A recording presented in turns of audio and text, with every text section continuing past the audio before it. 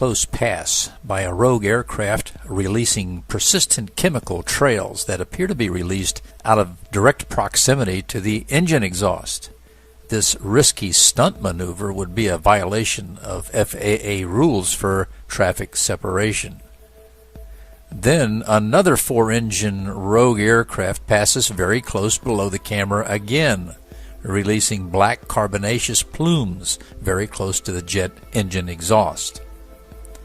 And then next we see two more rogue aircraft passing each other much too closely at nearly the same altitude as they release carbonaceous aerosol plumes, a concept for climate modification proposed by Dr. William Gray in 1974 in a paper entitled, quote, "Weather Modification by Carbon Dust Absorption of Solar Energy," unquote.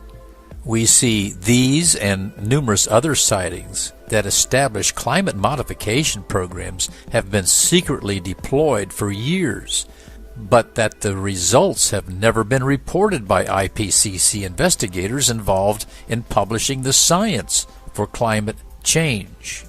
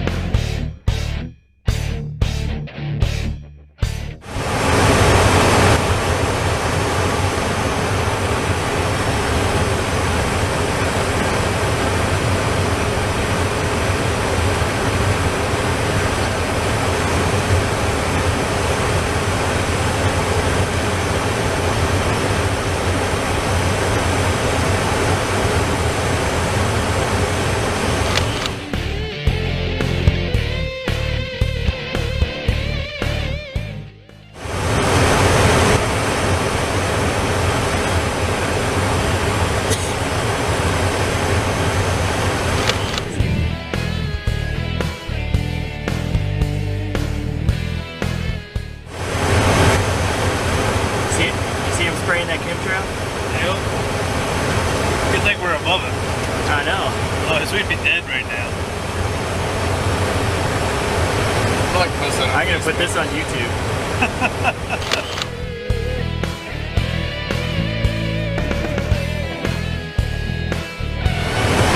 I'm gonna put this on YouTube. You videoing right now? Oh God, don't video right now. It's like it's sprayed out of the top of his wings. Don't do any evidence.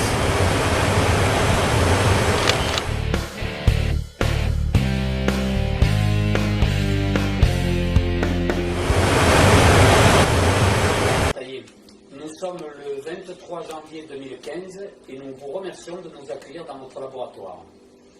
Pouvez-vous nous présenter votre activité? Bonjour. Alors, je suis aujourd'hui un vieux monsieur, mais j'ai fait des études de chimie organique jusqu'au stade d'obtenir un doctorat de 3e cycle. Tout ça, ça se passait en 71 à Marseille. Des années plus tard, après avoir travaillé dans le domaine de l'industrie, de l'instrumentation de chimie analytique, en particulier aux États-Unis pendant plusieurs années, l'idée m'est venue de monter un laboratoire basé sur la spectrométrie de masse. Pourquoi ça? Parce que cette technique, vous voyez un tel instrument derrière moi, cette technique présente l'avantage, et c'est unique, de permettre d'identifier des molécules sans avoir besoin d'une idée préconçue. Des molécules dont on ne sait pas si elles seront là, on les identifie par leur spectre de masse. Donc c'est une technique d'identification, non pas seulement de quantification. Voilà. À 2 reprises, vous avez analysé des filaments tombés du ciel. Pouvez-vous nous en dire plus? Bien sûr. Un exemple de filaments qui me sont parvenus le 12 novembre 2012 de la part d'une dame qui s'appelle Madame Dumas, qui venait d'assister donc à une chute très importante de ces filaments, dont je vous avoue que je n'avais jamais entendu parler. Comme je ne sors pas de mon trou, les filaments ne rentrent pas ici et j'ai pas souvent l'occasion de me promener la tête en l'air, donc voilà. Mais par contre, il y a des milliers de gens qui ont observé ça, j'ai découvert ça, et qui se posent évidemment la question de savoir qu'est-ce que c'est. Est-ce que ce sont des araignées, des cacas d'oiseaux ou autre chose? Voilà, donc j'ai été confronté à ce problème, ça m'a pris un bout de temps pour savoir comment introduire un morceau de filament dans cette machine, puis j'y suis parvenu. Après coup, je me suis rendu compte que je n'étais pas le premier, il y a un laboratoire italien qui s'est posé les mêmes questions et qui a trouvé les mêmes réponses que moi.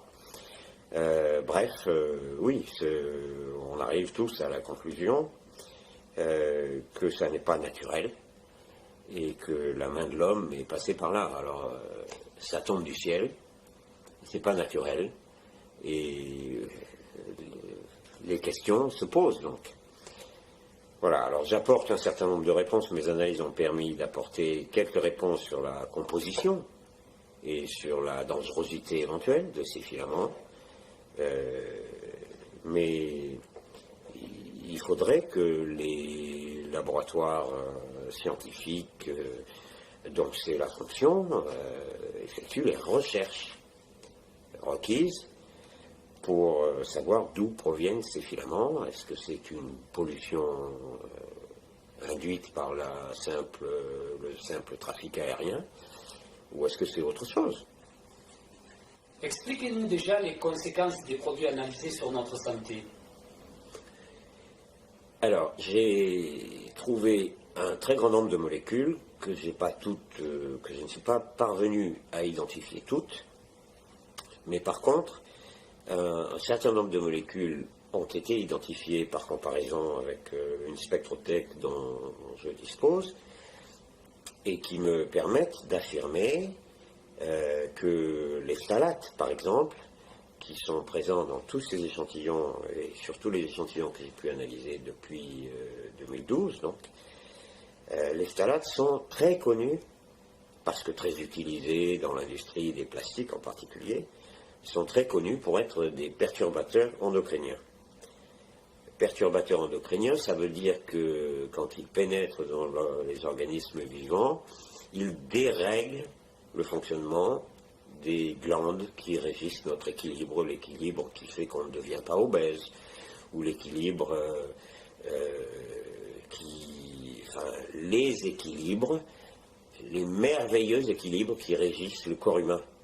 Et voilà, donc la seule présence de phtalates dont le rôle de perturbateur endocrinien n'est plus à démontrer maintenant, il est admis.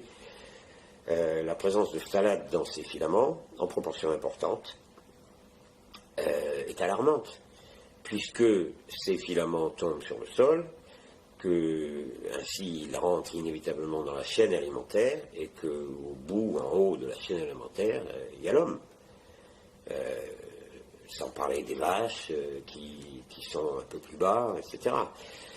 Donc, ces filaments finissent sous une forme ou sous une autre dans notre organisme. Et comme on les observe sur le monde entier aujourd'hui, qu'il y a eu des dizaines de milliers de témoins, et que c'est seulement aujourd'hui, ou seulement depuis que ces deux laboratoires, donc l'italien et moi, qu'on est capable de dire que c'est alarmant, il faut que les autorités, entre guillemets, s'en préoccupent. Ça n'est plus l'affaire d'un petit laboratoire d'investigation, c'est l'affaire de laboratoires de recherche fondamentale qui nous renseignent sur l'innocuité et surtout l'origine de ces échantillons, de ces filaments. Le ministère de la Défense a répondu au maire de Saint-Martin-de-Crau que les carburants d'avions militaires ne contiennent pas de phtalates. Qu'en pensez-vous? Et je me souviens que le rapporteur de la commission d'enquête sur le naufrage de l'Erika s'appelait Jean-Yves Le Drian. Jean-Yves Le Drian était à l'époque maire de Lorient et président du conseil général du Morbihan, je crois. Enfin, peu importe. Il est devenu ministre de la Défense. Donc là, ce sont donc les propos de Jean-Yves Le Drian, et je retrouve le même langage. Circuler, il n'y a rien à voir. Donc, c'est pas le genre de réponse qu'on attend d'autorité. Alors, c'est pas le rôle du ministère de la Défense de veiller à la santé, de surveiller la santé des citoyens français, mais les autorités doivent apporter une autre réponse que celle de dire c'est pas nous. Il n'empêche que les filaments tombent, qu'on les analyse et qu'on trouve des phtalates dedans. Ils tombent du ciel. On est en droit de se poser la question de savoir si, par hasard, ça ne serait pas des avions. C'est pas complètement idiot. Alors, manifestement, mon rapport n'a pas été lu de manière objective, et manifestement, les bonnes questions ne sont pas posées. Les questions ne sont pas posées. On a des réponses qui ne sont pas étayées. On n'a pas de demande d'échantillon, on n'a pas de... J'ai reçu la visite d'aucun représentant du ministère de la Défense.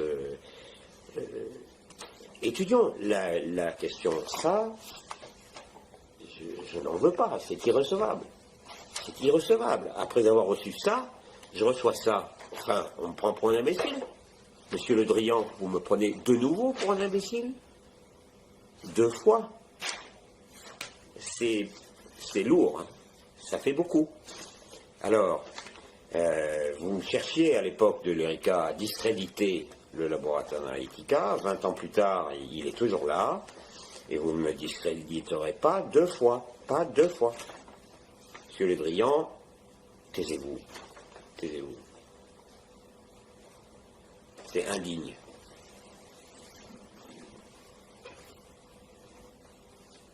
Vous avez visionné le film de l'équipe italienne de Rosario Marciano, Guerre secrète.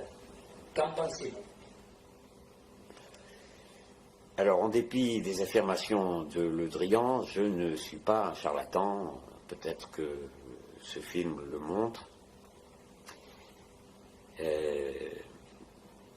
Je suis un scientifique. Le traitement de la chute de ces filaments aéroportés dans le film, c'est un sujet sur lequel je n'ai pas à émettre d'opinion, je n'ai pas de compétences particulières pour porter un jugement sur ce que ce film évoque par ailleurs. Moi, ce que j'ai fait, c'est l'analyse de la composition chimique, une analyse préliminaire de la composition chimique de ces filaments qui nous tombent sur la tête et dans le monde entier. Ces épisodes sont rapportés dans le monde entier. C'est pas anodin pour la santé des gens qui sont sur Terre, c'est peut-être gênant pour la communication des ministères, mais c'est aussi gênant pour la santé des gens des vaches qui broutent, des gens qui boivent le lait des vaches, Enfin bref, il faut que l'on sache d'où viennent ces phtalates, qu'on fasse cesser ces déversements et qu'on en comprenne donc l'origine. Moi, tout ce que je peux dire, c'est que dans les phtalates qui nous tombent sur la tête, dans les filaments qui nous tombent sur la tête, il y a des phtalates. Voilà. Ça, personne ne peut me contredire, sauf Monsieur Le Drian, peut-être, mais bon, les faits sont là. Voilà, je ne peux pas en dire plus, je ne veux pas rentrer dans d'autres considérations, il n'est pas impossible que ces filaments se soient formés sur Terre, qu'ils aient été entraînés dans l'air et qu'ils retombent, donc on ne peut pas formellement accuser l'aviation. Mais bon, quand même, il faut savoir que les avions, ce sont de véritables usines, qu'ils contiennent des lubrifiants, des carburants, tout un tas de produits chimiques extrêmement complexes, pas du tout anodins sur le plan de la santé publique, et que la réponse du ministère de la Défense m'importe peu, finalement, que Le Drian continue sur sa lancée, mais c'est pas au ministère de la Défense de se prononcer, c'est au ministère de l'environnement. C'est un problème environnemental et de santé publique. Donc que les ministères de la Santé et de l'Environnement se mêlent de cette affaire et qu'ils expliquent aux citoyens qui reçoivent ces filaments d'où ils viennent, comment faire cesser ces retombées et quels sont les risques que les gens qui ont été déjà exposés ont d'ores et déjà encourus. Et quelles sont les mesures prises pour que ces risques cessent. Quelle conclusion peut-on tirer de vos analyses? Écoutez, le plus simple, c'est que je relise ce qui figure à la fin d'un rapport qui circule sur Internet librement. Les connaissances préliminaires et partielles que le laboratoire Analytica est parvenu à obtenir sur la composition de ces filaments aéroportés sont alarmantes, puisqu'il est maintenant démontré qu'ils transportent des perturbateurs endocriniens, ces fameux phtalates, et que ces retombées sont inévitablement susceptibles d'affecter la surface entière du globe terrestre et d'affecter la chaîne alimentaire. Voilà, rien à ajouter.